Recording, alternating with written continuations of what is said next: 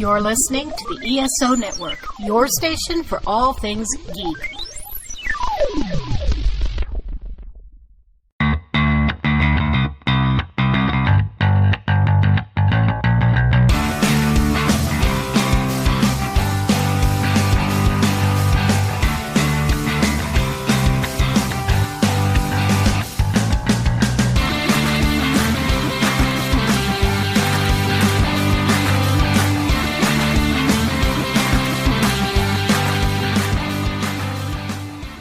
Hey, cats and kittens, welcome to Modern Musicology.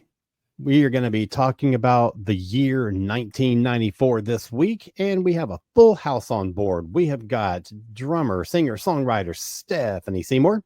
Meow. You knew that was coming. I mean, really, come on. You set me up. Shit. We have DJ journalist Rob Levy. Booyah. And international man of mystery, Anthony Williams. You and I gonna live forever. Nice. Nice.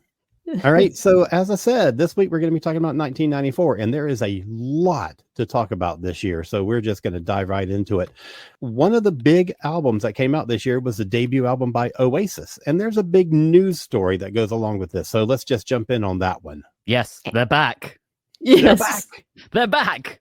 I mean, I give it 5 minutes before Liam punches Noel or vice versa, but they're back and they're doing a reunion tour. Yeah, so they're on tour, or they will be on tour, and there has been a huge Ticketmaster fiasco attached to ticket sales in the UK, and what a fucking disaster that's been. So, yeah. Not shocking. Not no, shocking. I know. Ticketmaster is the worst. Mm-hmm. We should do an episode sometime just talking about how awful Ticketmaster is. It's going to be great. I mean, Oasis are a big, dumb rock band. There's nothing particularly smart about their music, but by God, can it be anthemic at times? Exactly. And if they come to the States, yeah, I'm going to go and try and see them. You better. I think that'd be fun for us to see together. Yeah. Road trip, if they don't come to Atlanta.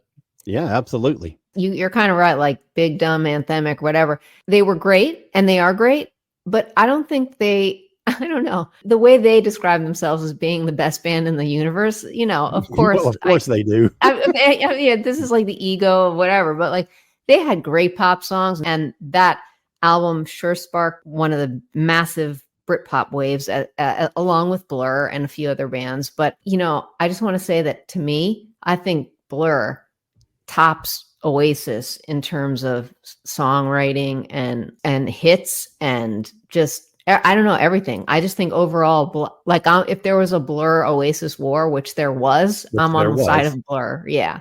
Right. Yeah. And we've been down this road before, but candidly, Blur were the much more intelligent band. Mm-hmm. Right? They're better songwriters. Damon Albarn is an absolute genius. Yes. But Oasis had that swagger, that arrogance that led to them saying, we're the best band in the fucking world. Right. They're not, but they believe it. Yeah, and they look, their songs are great. There are great songs. So they have a right to be proud of those songs. Like there was more nuance and more intelligence on the side of Blur. And nobody cares about nuance and intelligence. Come on. I think. Well, I guess when you're dancing to girls and boys in a club, it doesn't really matter nuance, right? I mean, but that's a great song too. Yeah. I mean, to put it bluntly, I think Oasis won the battle, but Blur won the war in the end. Right. That's a good way of putting it. Oh, totally agreed. Oasis are England's answer to the Beatles. Oh, God. Get well, they here, think Rob. it is anyway. Yes. And the thing with them is, though, they created hooks and earworms, which are the two big things that you needed. You get girls and boys and some of the stuff on the first Blur record, and then song 2, and you don't really get a ton of earworms. There's a ton on Leisure. Oh, you do get a ton. You get a ton on The Great Escape on Blur. I mean, that's one of my that's actually my favorite Blur record. That's my favorite XTC record. I'm Team Steph on this. But to me, like when I hear, as someone who was clubbing at the time and hearing club stuff, Blur had really great dance club hooks that you could play, transcend sort of the rock and roll idiom. and Oasis just like wrote really good bar songs and really good Mm-hmm. pop records. And they connected with the average person in a way that no other band at that time did. That's a good point. I agree, because coming out of, we're right in the middle of the grunge movement. And the thing that I think we needed the most at that point was just a big, loud, dumb rock band that could write good songs. And I feel like this first Oasis album does that in spades. I mean, it's just, there's so many amazing tracks on this record. Rock and Roll Star and Supersonic and Cigarettes and Alcohol. It's such a good record. Yeah, Live Forever. Yeah. They don't make any pretense. They're coming out of they're the antithesis of grunge, like you mentioned, but they're also sort of like the fighting back to that whole Summer of Love sort of like Soup Dragons Manchester thing that was going on. Happy Mondays. So in many ways, they're like a double reaction to two different separate musical movements at the same time. And just to bring it back to that first album, I mean, firstly, I want to call out, while their second album sold more, I still think that first album is the best damn record they ever put out. Oh, yes. Mm-hmm. Yeah. And I think it was either the final track or the penultimate track, Slide Away, is fucking brilliant as a track. I firmly believe that's one of the best things Noel Gallagher ever wrote. Mm-hmm. Yes. So we're starting our 94 discussion with an absolute bang with this album. Yeah. Absolutely. And for listeners, if you're interested in hearing more about the big radio war between those two bands, Blur and Oasis, we did a whole episode about it last year, so go check that out. Now, when we're talking about 1994, first of all, we have this history of doing these anniversary shows, the 70s, 80s, and 90s, and Anthony's has never been around for any of these because he's never been born yet. So now that we're doing 94, Anthony, were you actually born yet? Yeah, I was 6 for most of the year until November when I turned 7. Wow, 6. So yeah, my awareness of music at the time was probably relatively minimal, although some of this I do vaguely remember from childhood. Okay, excellent. Vaguely. And there is one of our co-hosts. We know one of the things that she was doing this year, and that is the Aquanettas had a new song that came out, Mind Full of Worry, which showed up on the Amateur soundtrack. Yeah. Tell us about that song, because that is my favorite Aquanetta song. Well, thanks. That song was actually on our Roadhouse EP, which I think came out in 92 or 3. And then I don't even know how it ended up on that. It was Hal Wilner, right? Yeah, it was a Hal Wilner movie, Amateur. I don't know how it ended up on there, but it did. And honestly, I literally do not know. We didn't have a publishing, deal with anyone or whatever. I don't know how he picked that song for the movie, but it is on there, and that is that. I don't know anything more than that. Well, I think I barely received a royalty at all for that, so whatever. Well, that's a shame. Yeah, no, that actually was on our on the EP Roadhouse. So. Yeah, that one I don't know. I haven't heard. So that was on Rock. I need a hook up on that. Yeah, hook up. I'll hook you up. Oh, sweet. You got the royalty of our affection, Steph. There you go. I know that's all I no need. substitute for cold hard cash that might pay some bills or something. My 0.02 cents from ASCAP, yeah. Right. And the dividends of our love, it comes 30 years later. So, but at least it's there. It means something. Right. Oh my God, that's hilarious. I would say that my favorite record, it's hard to say what my favorite record of this year is, but one of my two favorites, I'll say, is Sam Phillips' Martinis and Bikinis, and I actually had the absolute privilege of working this record when because it was on Virgin, and I got to promote it to radio. So this was produced by her, and some of the songs co-written by her then husband, T-Bone Burnett. This is like an album that I would sort of compare to a perfection in like the way that Matthew Sweet's Girlfriend record is perfect, or like the first few Crowded House records are perfect. There's like 13 songs of just pop magic. And the first single, I Need Love, is like one of those songs where you think, has that song been written before? Because it's like you almost know that song, but it wasn't. And it's like a miracle that it was like transmitted from the ether into her head. And like the lyrics are just so plaintive, and they describe the kind of love that like everybody wants to be lucky enough to have. And she weaves in like political themes. She weaves in themes. I was listening to this album today, and some of the songs and the lyrics are so relevant to what's going on today, politically, culturally, whatever. I feel like it's a timeless record. And just as a quick aside, she actually began as a contemporary Christian artist under her real name, Leslie Ann Phillips. But after like 4 albums, she went kind of more mainstream culture and did like The Indescribable Wow and then Cruel Inventions. And then this is then Martinis and Bikinis, which is, I just think it's like, I really do think it's like a masterpiece. That's interesting, because I've got one on my list that started as a contemporary Christian band. Yeah. Ooh. Yeah. Sixpence None the Richer. Oh, yes, that's right. Really? Yes, they did. They made all their bank a few years after this by doing some secular songs and some covers of other secular songs. But their debut album, Fatherless and the Widow, came out this year.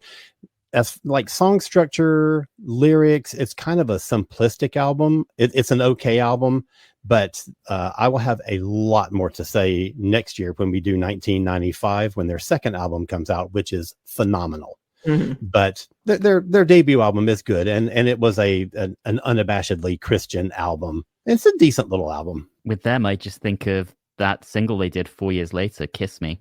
Yeah. Mm-hmm. Yeah, and they had a cover of Don't Dream It's Over. And speaking of Crowded House. Yeah, and something else. And so they had like 3 really decent hits in the US. 94 was a surprisingly big year for prog. Surprisingly. I mean, prog is pretty much the antithesis of grunge, which, as we all know, was the big movement in rock music at this time. But I think in 94, Marillion put out what is, in my humble opinion, the best album of their career, and that was Brave, which allegedly Radiohead were listening to when they recorded OK Computer, so allegedly influenced that. But it's just a phenomenal album. I think it's certainly the highlight of the Steve Hogarth era of the band. A lot of people would argue that if you want to think about the band's entire history, Get Out of Here, Steve Hogarth, Clutching at Straws, or Misplaced Childhood is where it's at. But Brave has this rawness, and it's this story. It's a concept album based on a story, a real life story of a girl who went missing around the Bristol area in England.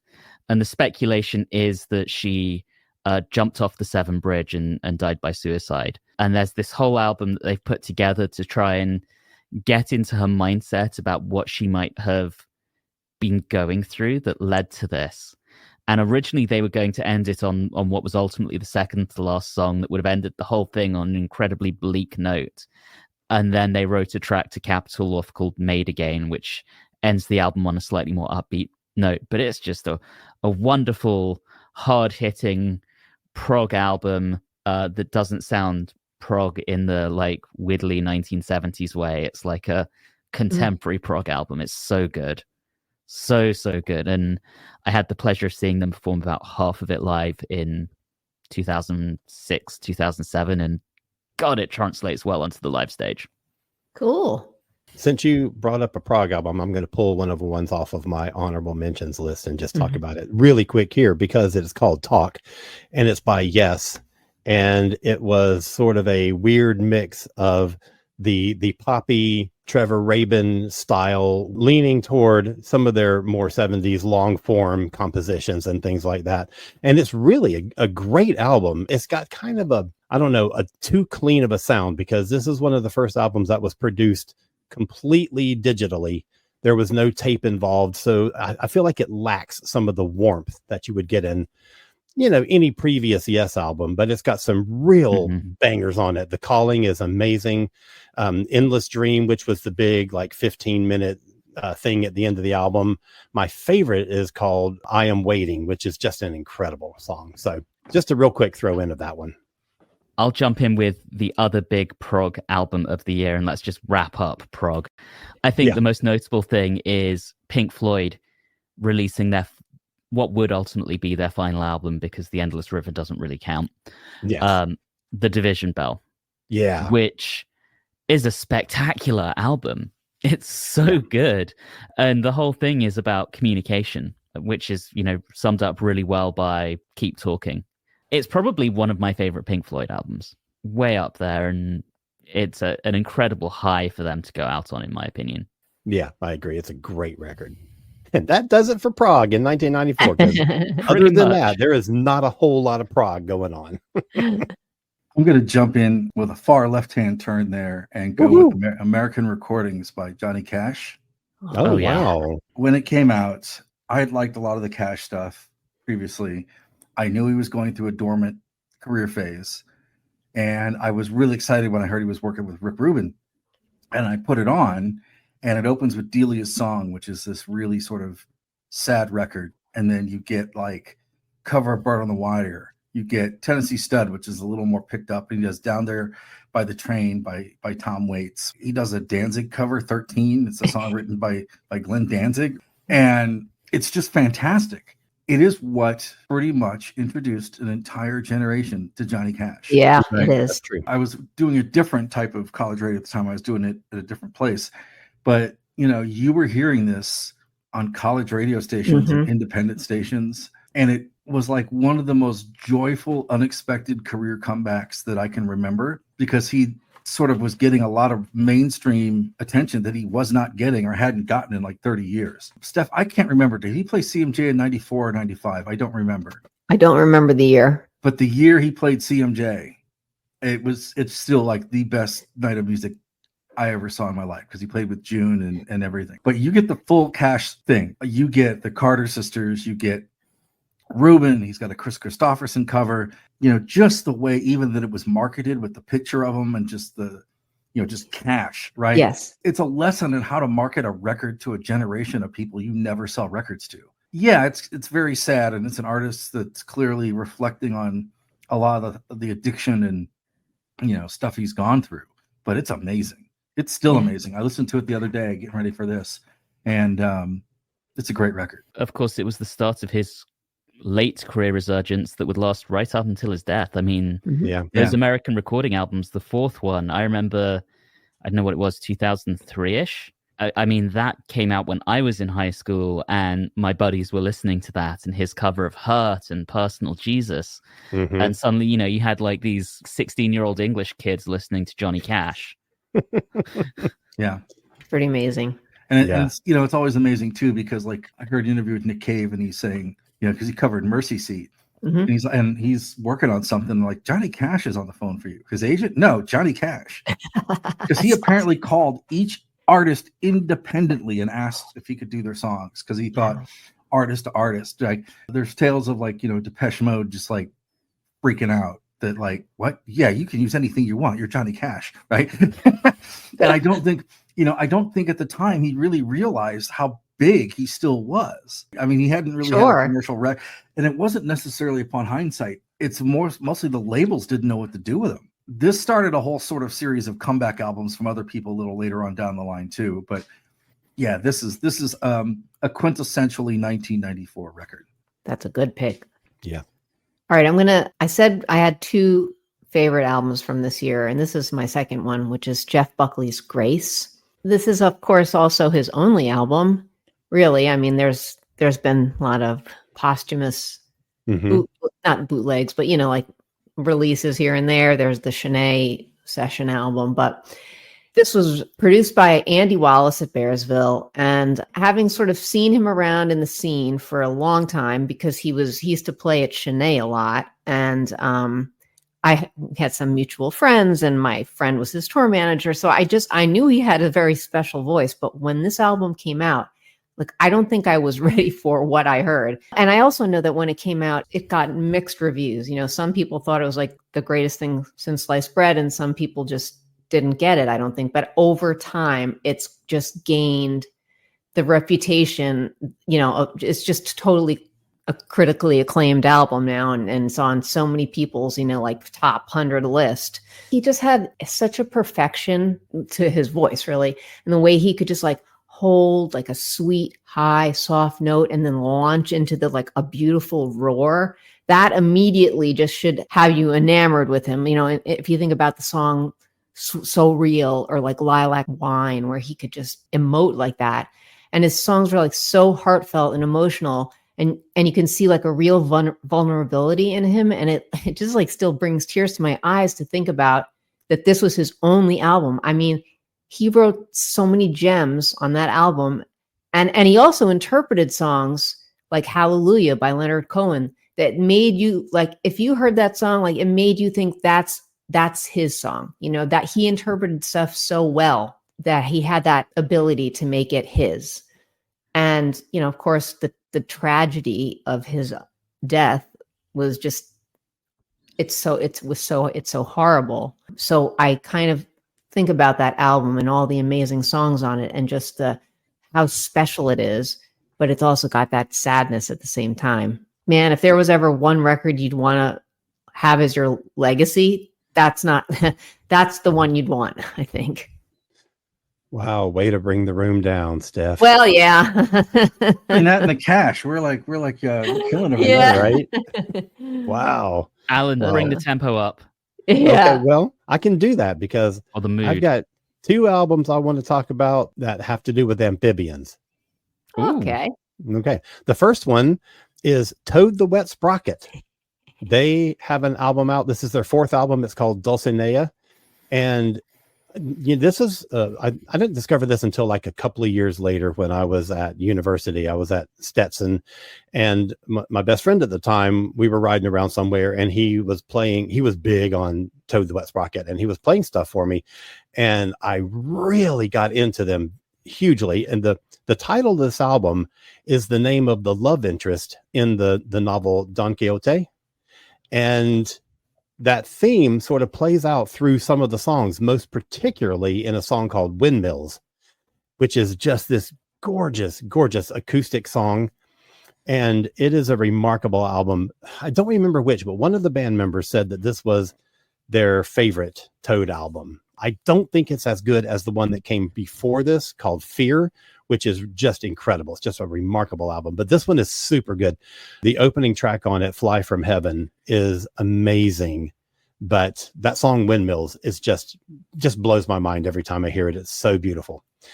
And the other one is a band called the Toadies.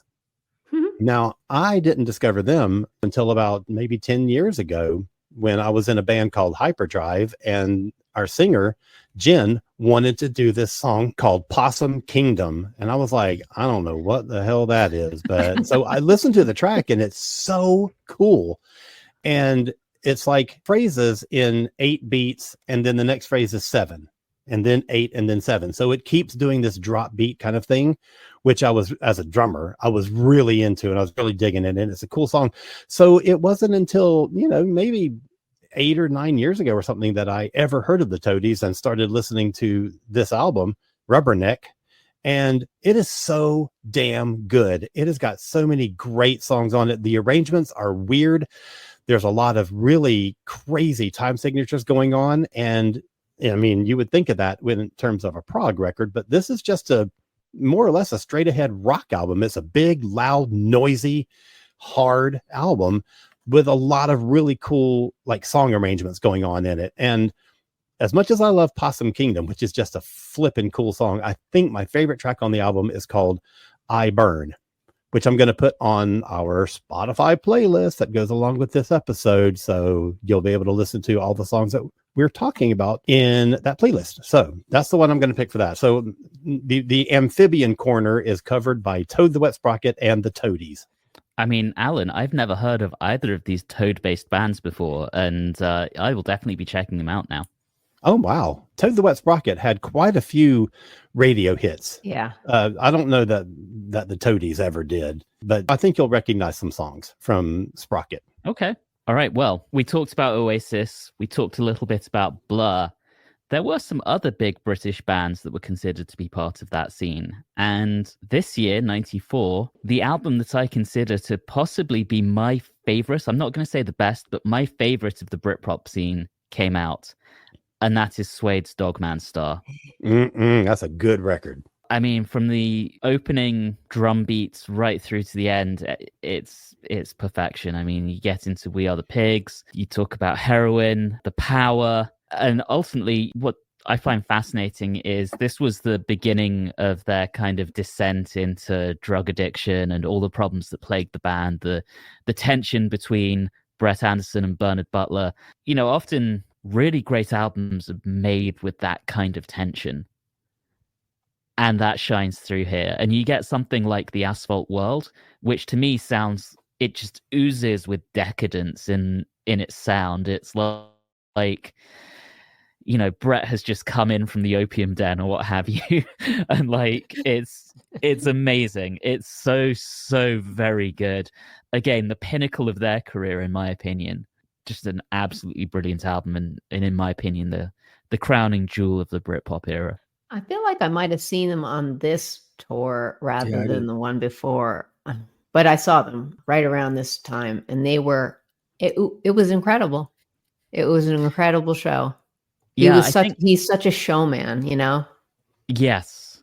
And I think by the time of the tour for Dogman Star, Bernard Butler was out and they'd brought in Richard Oakes, who, by the way, he responded to an ad, and I think it was Melody Maker, that was super vague on, you know, rock band looking for guitarist must like Suede.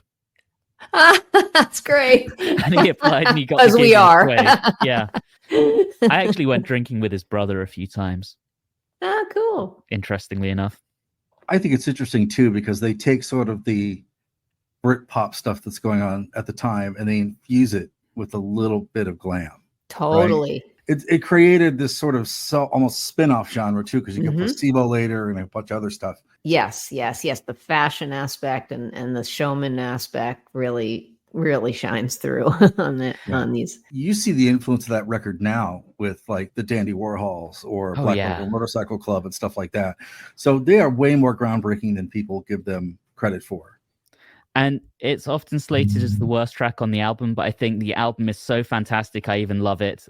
The Hollywood Life is a great track. I Will Die on This Hill. Yeah. Come at me, bro. The gauntlet has been thrown down. Right. All right. I'll mention something real quick. I love this band, and this was my favorite album by them, Grantley Buffalo, Mighty Joe Moon. Never heard of them. What? Oh. Never heard of them. I'm going to cry. But that's the beauty of these shows. We all discover things that we might not have known before. Right. So this is our second album. Grantley Phillips has such a great voice. It is, to me, it's sort of hard to pinpoint. Like, I feel like he sort of has an Eddie Vedder quality, but I like his voice like better than that. Like, I feel like it's just such a rich tone and he's got such power in his voice. I guess it's like alternative rock of the time meets kind of like Americana. It's kind of hard to summarize what their sound is, but I just would say, go listen to Lone Star Song. Put this podcast on hold and go. No, just kidding. Don't put it on hold. Go listen to Lone Star Song. Listen to Mockingbird. Listen to Mighty Joe Moon, which is not only the title of the album, but a great song on this album. And just like absorb the greatness. And Alan, really just put on Lone Star Song, and I just want to know what you feel, how you feel after that. Okay, all right. Love. Shall I do it now? Yeah, go pause this podcast now. So I'm going to take another turn into left field, but it is kind of adjacent to Anthony's. I'm going to go with Echo Belly. Everybody's Got One. What a great band. They could not break in America. They could not break in America if you put like 10,000 records in the hand of every DJ in the country. They worked the shit out of that record to college radio, and it couldn't get past college radio. But you listen to like I Can't Imagine the World Without Me or Insomniac, and they're great singles. And it's interesting because their lead singer is Indian, and they don't sound like all these other bands kind of at the time, but they do. Like musically they do, but vocally they don't. And they have a new album coming out next year, which I'm super excited about. But they're sort of one of these under the radar kind of bands, you know. I remember seeing them in early '94 in Hoboken, and I think it was Hoboken, and they were fantastic. It was just like, what a great stage presence they had. They just had a really great knack of bashing the shit out of instruments and playing well. And they wrote really interesting, clever, lyrical pop songs, kind of like if Blondie played with the Smiths. That's the easiest way that I can sort of describe them, but they were fantastic. All right, so I've got another double header, and this is two huge bands from the 90s that I always kind of think of in sort of like the same terms. The first one is Soundgarden, and their fourth album comes out, Super Unknown, and it is amazing.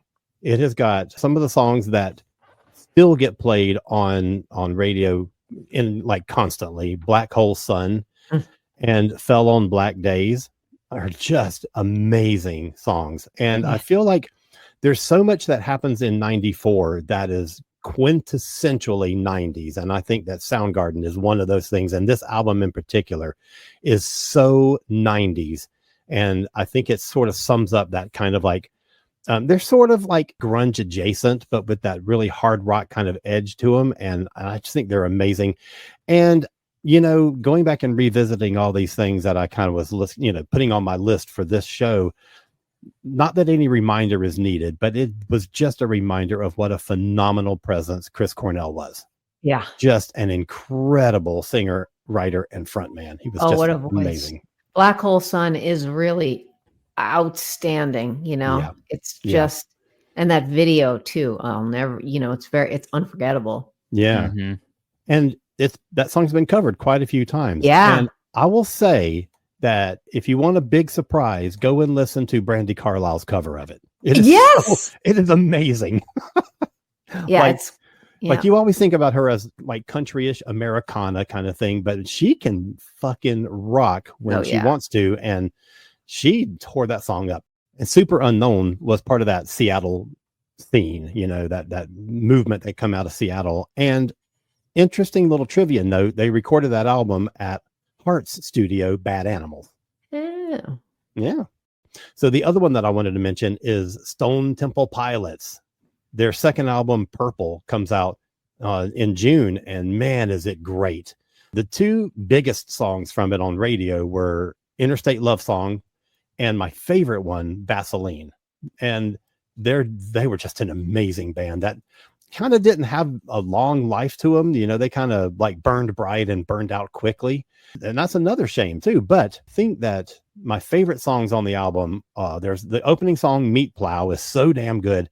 And then another song later on the album, Army Ants, is really great.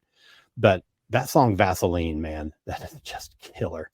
So that's two big, loud, heavy sort of like alternate bands that I just think are phenomenal. And to me, really sum up what I love about the 90s, that whole like alt rock movement I love. And that's two of my favorites. I want to mention this one after what you just said, because it's not grunge, but it's sort of credited as starting that post-grunge kind of movement, which is the band Live and their album Throwing Copper. Yeah. Because it's sort of like shifting like rock into a new little direction. They definitely have that like hard rock influence, but they have like this sort of like more melody, like softer kind of guitars and like, you know, and I just think that, well, I think this is my favorite of their albums and so dynamic. I just love all the songs on this record, but I think Lightning Crashes is fucking genius song. Wow. Fucking genius. It is. Huh? Love the enthusiasm. It is. And I the dynamic on that. And also, you know, they start out that song pretty slow. And by the time you're at the like end with the woman singing the high notes, whatever, they were like, he's like BPM'd it up probably like 10 notches. But it just goes with the flow of the song, and it's so appropriate, you know. Anyway, so I think that is one of those albums that was like, yes, in the grunge kind of adjacent scene, but also moving music in a sort of a different direction after that too. Yeah. So since you're doubling up, this is kind of a nice palate cleanse for what you were talking about, Alan. So 94 is just this interesting quagmire for music because you've got grunge, you've got metal, you've got prog, you've got a bunch of great hip hop records, you've got the beginning of the techno movement, you've got all this stuff going on. And then in the middle of all this stuff drops trip hop, right? And so I wanted to mention first Massive Attack Protection, which sort of put them on the map. I believe that was worked by someone at Virgin Records at the time. I don't remember. Did I work that record? Yes, you did. Okay. Yeah, because my copy of the CD has a little note on Virgin Stationery. Said, Rob, you will love, with lots of O's, this. Oh my God. That's so funny because Stephanie was talking before we started recording that there were so many albums that came out this year that she was the one that worked, and so many of them that she doesn't even remember them all. That's a fantastic record. It sort of launched Massive Attack and did really well. And then I'm sure Anthony's going to chime in on this as well. Portishead, they came out of nowhere. And that song Sour Times was like, and all my records are sad, I'm sorry, but I had a sad 1994. But like Sour Times and even Glory Box sounded nothing like that. And both Massive Attack and Portishead would sample the same Isaac Hayes song later that is sampled in Glory Box. Portishead were unlike anything else at the time that came out. You know, they instantly crashed college radio, which everyone kind of at the time did. But where they were different from, you know, the Nirvanas and the Soundgardens and all the other bands at the time is they ended up getting played in clothing stores and supermarkets. And so Topshop. Yeah, this record kind of like permeates through all these places you don't expect. It's on hold music. Yeah, I mean, it's kind of mellow, and it's an interesting sound because it's kind of mixing those kind of more low-key hip-hop beats with strings, with female-led vocals. The whole trip-hop genre is, to me, fascinating and kind of haunting, but equally accessible at the same time. Yeah, it's like John Barry and hip-hop and like dub reggae, and it's just so many different things. And of course, it comes out of Bristol because Bristol's got this sound going on at the time that's really kind of gritty. You know, it's weird because it is both these records are both elegant but also ugly at the same time. The music is really pretty and haunting and just bedazzling, but then you listen to the lyrics, like you listen to the lyrics of Sour Times, and it's just like, this is really sad. So if you're like me, or you love a great sad bastard song, this is the record for you, right? And Protection's a little more upbeat. Protection, it's also got a little more dub stuff going on with it. But I remember going into the Limited and hearing both of these records. You know, this is the stuff you heard at the mall, and this is the stuff you heard, you know, at the movie theaters, and all the people that you like knew that really liked music were like, I really love this. And they're like, there's so many records that came out in 1984 that just made you stop what you were doing and think about 94. You jumped a whole decade backwards. Well, there you go. I mean, when you go back to 1994, there's just so many like records that just sort of like dropped out of nowhere, and it all lives together in the same universe. Yeah. And I just think it's really interesting that in this year we get Portishead and we also get Massive Attack. It's just kind of an interesting black thumb mark on it. You know, it's kind of weird. So speaking of bands that mixed up styles, the Beastie Boys Ill Communication record, which is one of my favorite Beastie records, did the same thing within the album. I mean, they had so many different kinds of styles on this, like punk, funk, hip hop, jazz, and rock and whatever. And this is when they were still in their kind of phase of like, we're playing live instruments, we're not sampling as much. So I feel like that's, you know, another reason why that's the case for this record. But just as an aside, this has my all-time favorite Beastie video, which is Sabotage, which was directed by Spike Jonze. That obviously parodied like the 70s cop shows. I mean, it's freaking genius. I just wanted to mention that kind of to tag onto Rob's, you know, everything living together in a weird way. It all worked. It all fit.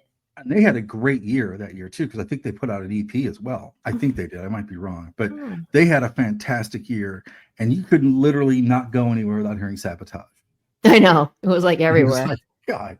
And like Sure Shot. I know they had a lot of Sure stuff. Shot. I forgot about that one. There was a lot of stuff going on with them that year. Yeah. So talking about everything living together in harmony, nothing I want to do a deep dive on, but some things that did not exist in harmony with anything else. 94 was a big year for extreme metal. Yeah. Slightly less extreme, you had debut albums from Korn and Machine Head, who are on bizarrely, the softer end of this scale. But if we go really extreme, we had the debut albums from Emperor, Cradle of Filth, and In Flames. And none of those three put out their best albums this year, but, it's the start of their careers, and we're talking pretty intense shit with all of them. That doesn't quite sit alongside Portishead and the grunge scene and Blur. the splutterings of prog and Britpop. But it was out there. Yeah. However, one metal album did hit the mainstream, even though most people would say metal was firmly dead in 94. Yeah. And that was Megadeth's Euthanasia. Big album. A Tout Le Monde, I think, got pretty heavy rotation on the music channels until they pulled it because they realized it was about suicide. And my favorite track on the album, Train of Consequences. To me, Megadeth can be hit or miss. This isn't one of their better albums, in my opinion, but it did well.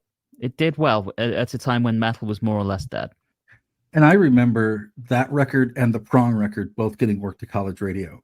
And they were really trying to grow a ground level following for Megadeth.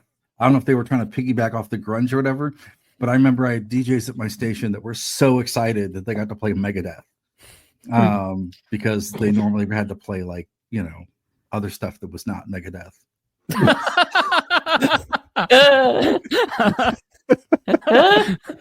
Any other band that wasn't. I'm happy when I get to play Megadeth. I'm not happy when I don't get to play Megadeth. It's the best. Well, they'd always ask when they could play rock stuff. And I think Steph could talk about this too. Like, this is kind of the time in radio that they're throwing everything at the wall and sticks, because you're getting Gangstar and other stuff. Like they're sending that to college and independent radio, trying to make it work. Yeah. Right?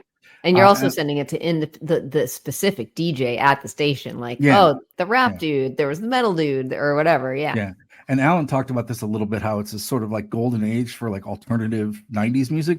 This is the time when what we would call indie rock becomes like commercial alternative rock. Mm-hmm. So like radio stations are opening up to all these different types of music. They are. And it is absolutely the most fertile time for commercial radio to experiment with crap, but it also killed college radio. Yeah.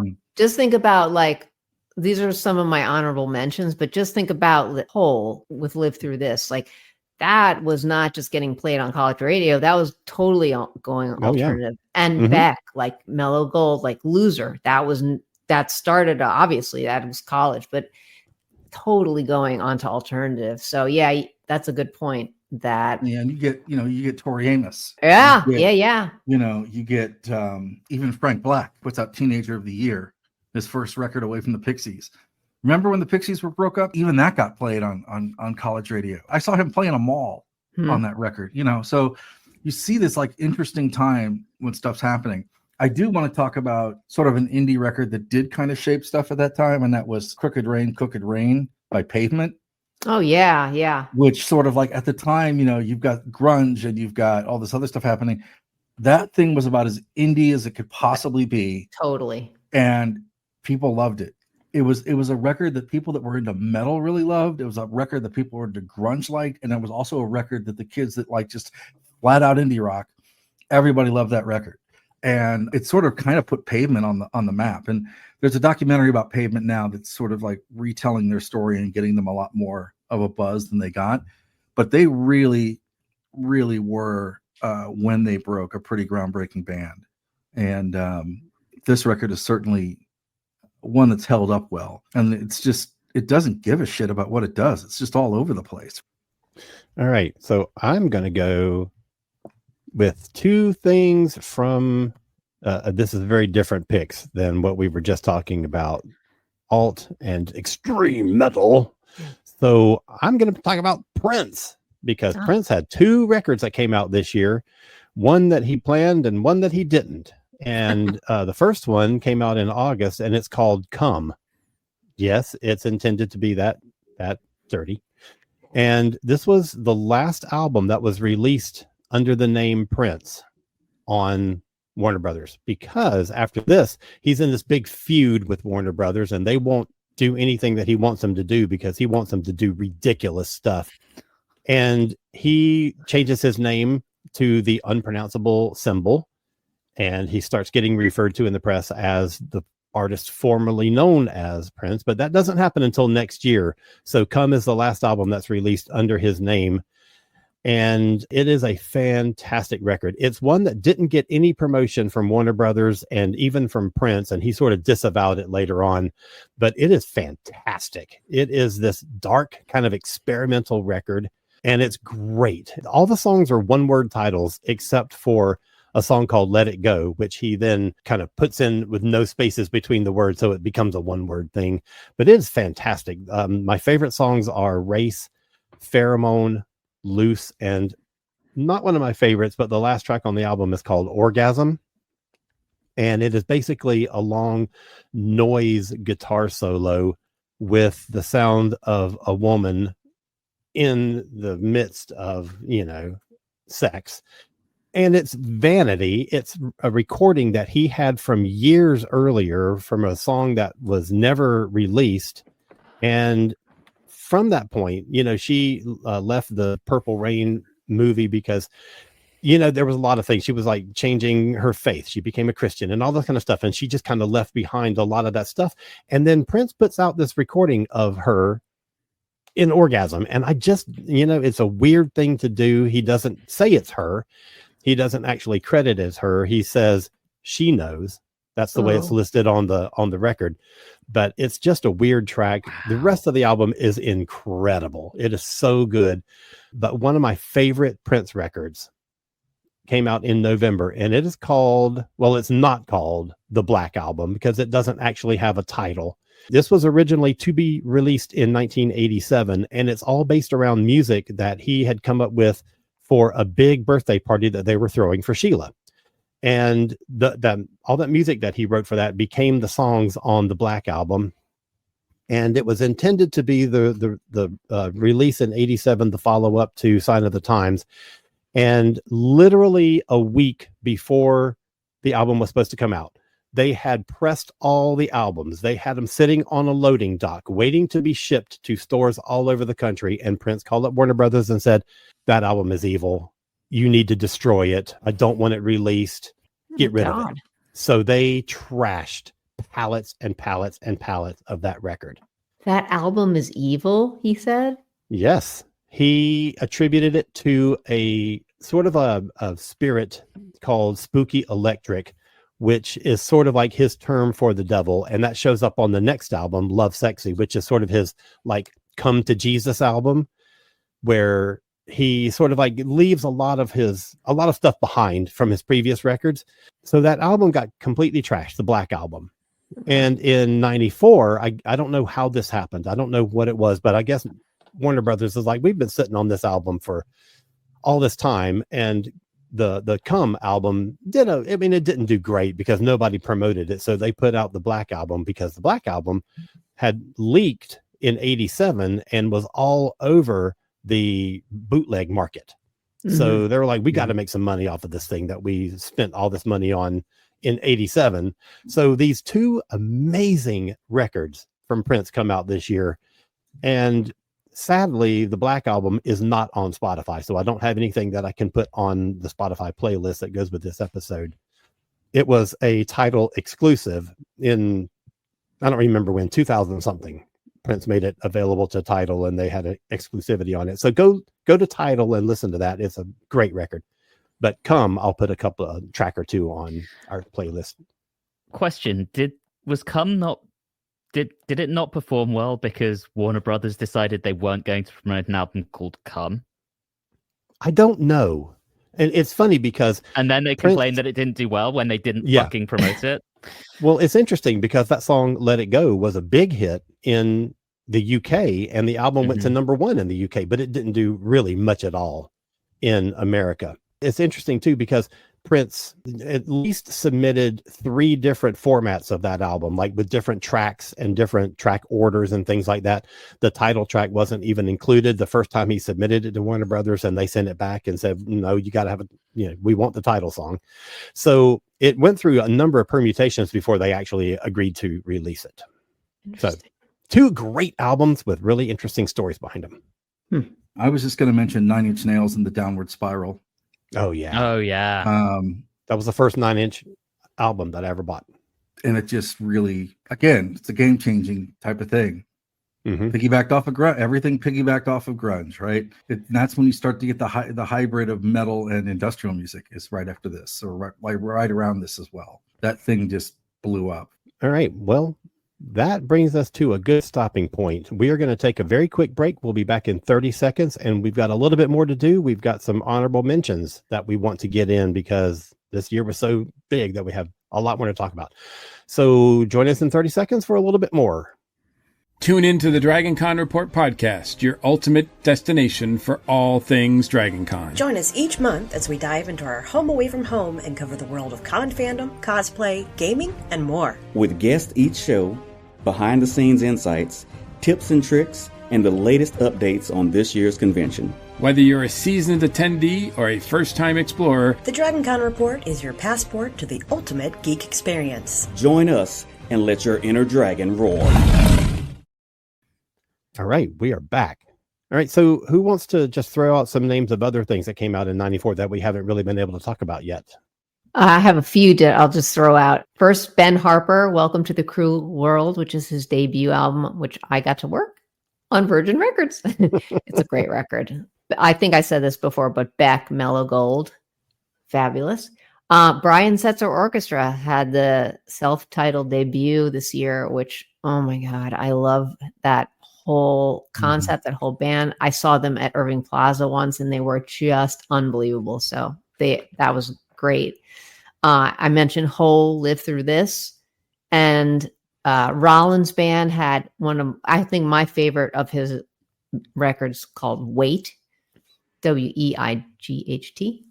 And then Nick Cave and the Bad Seeds with Let Love In, which Do You Love Me is on that one, which is great. Red Right Hand, Lover Man, a lot of great songs on that album.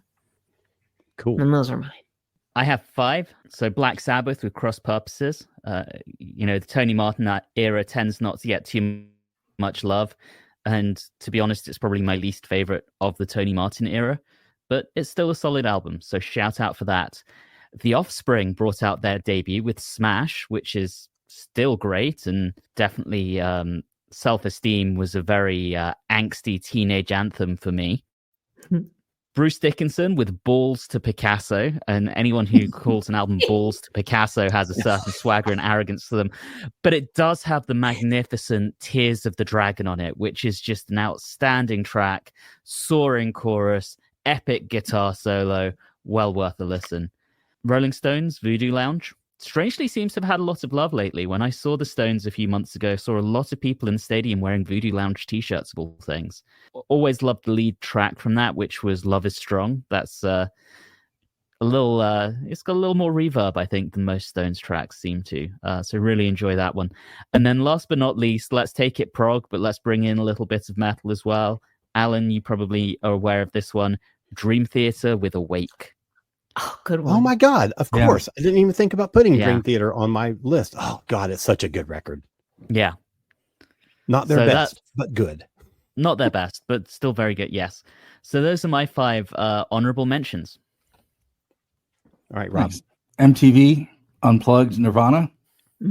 It changed sort of the game. Also, that's the year REM got noisy with Monster. What's the Frequency? Kenneth was like, what the hell is this? But you listen to it anyway. Veruca Salt with American Thighs. And I saw Veruca Salt and PJ Harvey open for Live and then left the show. So sorry, Steph. And Liz Phair with Whip Smart, which is, I think, upon Circumspection, become a much more bigger record. And this one always gets forgotten about, and no one will care except maybe Steph. But after the original breakup of the Psychedelic Furs, Richard Butler from the Psychedelic Furs formed a band with Richard Fortus, who is now in Guns N' Roses and the Psychedelic Furs, called Love Spit Love. And they had a soundtrack on the they had a cover of the Smiths on the the Craft soundtrack later in a couple of years. But they had a really good run and they were great. Also, Anthony and I talked about Music for a Jilted Generation by Prodigy. This is the year that Prodigy breaks really big. Moby breaks really well, although his album comes out later. He's got a bunch of singles. It's also a year of like kind of these one-off. I spent a lot of time in 1994 drinking alcohol and being in clubs. And so this is the year that you get, like, it's insane. You get these are all songs that you just go, but then you're like, you hear them everywhere even now. You get Corona's Rhythm of the Night. You get What Is Love by Hathaway. You get Here Comes the Hot Stepper by Edie Camoza. And then you get Mr. Vane by Culture Beat. You get all these one-off sort of 90s dance singles all in one year. It's crazy. It's also the year Ace of Base broke. You couldn't go anywhere without hearing Ace of fucking Base. It was really annoying. And also, perhaps one of the best masterpieces of that year was Bruce Springsteen's Streets of Philadelphia. Oh, wow. Okay. I do want to give just those club songs were all over British radio. Yes, they were. And I remember them. I was like 6 or 7 years old, and I remember Mr. Vane. Wow. I remember Rhythm of the Night. You know, those tracks were everywhere in the UK. And they still are. Like if you go to a really cheesy like bar and just hang out like with like accountants or something, I'm sorry, you'll hear them, you know, like the sort of like, hey babe, how you doing, kind of older guys. Yeah, you'll hear all that kind of stuff. Right. So especially that Hathaway song. Yeah, God, I mean, basically 1994 is the reason why we got Night at the Roxbury. Exactly. So lots of Molly in 94. Oh God, yes. And, you know, I think people forget too just how amazing that that Nirvana MTV Unplugged was. No, we don't forget. That was amazing. I mean, we don't forget, but lots of people, you know. All right, so the last couple of ones that I want to mention, and one of them is by an artist called Danielle Brisbois. Yeah. And the album is called Arrive All Over You. And I mention it only because she was a child actress and I grew up watching her on All in the Family. Mm-hmm. And it was about 20 years after that, or more maybe, that I discovered that she had a hell of a songwriting career and had written hits for a lot of different artists and recorded a couple of albums. And this one is called Arrive All Over You. And I only listened to it for the very first time this week. And it's not too bad, I will say. I expected it to be very different. And it's actually kind of edgy in some places. I was very surprised. Alice Cooper put out a phenomenal record called Last Temptation. The Cranberries continued their streak of success from the previous year with No Need to Argue. I never really paid that much attention to them, and I listened to the record this week also. Didn't really care for it, but it's worth mentioning. Yeah. Green Day really came out swinging with Dookie, which was their third album, but it's the first album on a major label. And they got a lot of flack from their core fan base for not being indie anymore, for going major. And you know, I kind of dissed them for a long time because, you know, they're quote unquote punk. And I'm like, no, they're not really punk. I know. I was the same way. But it's a phenomenal record, and the songwriting on it is great, and the performances are fantastic. And then there's this other band that I've never heard of. I didn't even listen to it this week to see what it was like, but it's just a great name, a band called Anal Cunt. Oh, you've never heard Anal Cunt? Never heard you of have? Yeah. Oh yeah. What? They've got called things like Pottery is Gay. And they're normally like 20 seconds of just noise. I've never heard of this. But they have Where an have album you called been, Alan? I don't know. They have an album this year called Everyone Should Be Killed, which I just think is hilarious. Pivoting off of your Danielle Brisbois thing, she was amazing. Like she was a big part of that New Radicals band a couple of years that was later. such a good band, I know. The Get What You Get song. And then a lot of the same harassment that Green Day got is the same stuff that happened to Rancid, who also put out a record that year that everybody was like, oh, you guys are selling out. But and there's one other band that I really love that put out an album in 1994, and that's the Indigo Girls. Put out a really good record called Swampophilia. But we are going to be talking about them next week when we have a guest or two on our show to talk about the brand new Indigo Girls documentary. So stick around for that. So that wraps it up for 1994. We will be back in 2 weeks to talk about the Indigo Girls. Before we go, Anthony, tell people where they can find more about you. Well, as always, you can find me on Watchers in the Fourth Dimension, which is a podcast where myself and a group of friends are watching our way through all of Doctor Who from 1963 until now. It can be found on Spotify, Apple Podcasts, wherever you like to get your podcast, really, including probably wherever you're listening to this one. So do check us out. You can also find us on the socials at Watchers4D. And if anyone wants to connect with me personally, you can find me on the Instagram at Englishman in ATL. Sweet. Rob. Sup? Hey, you can find me on KDHX Radio from 7 to 9 on Wednesday nights. If you missed the show, they're all archived at the website for 2 weeks at 7 to 9 Central Time. Then Mondays are fun days because you've got Antics on Louder Than More Radio, which is from 12 to 2 Central Time, 6 to 8 Greenwich Time. That's out of Manchester, England, from our friend John Robb, his little radio escapades. And then also the Face Radio in Brooklyn on Mondays with the Free Design, which is 5 to 7 Central Time, 6 to 8 Eastern Time as well. Sweet. Steph. You can find me on Facebook under Stephanie Seymour Music. You can find me on Instagram at there_r_birds.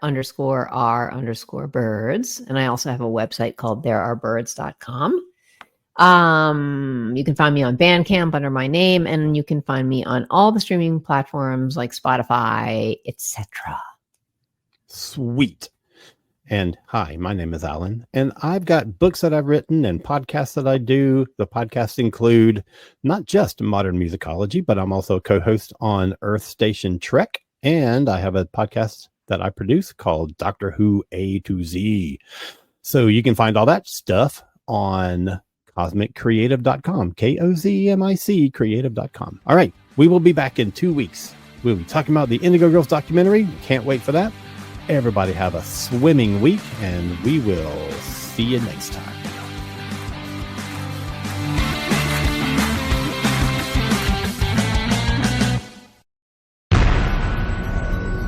This has been a broadcast of the ESO Network. Be part of the crew and help support our shows by donating to our ESO Patreon or by shopping at the TeePublic store, which can all be found at www.esonetwork.com. The ESO Network, your station for all things geek.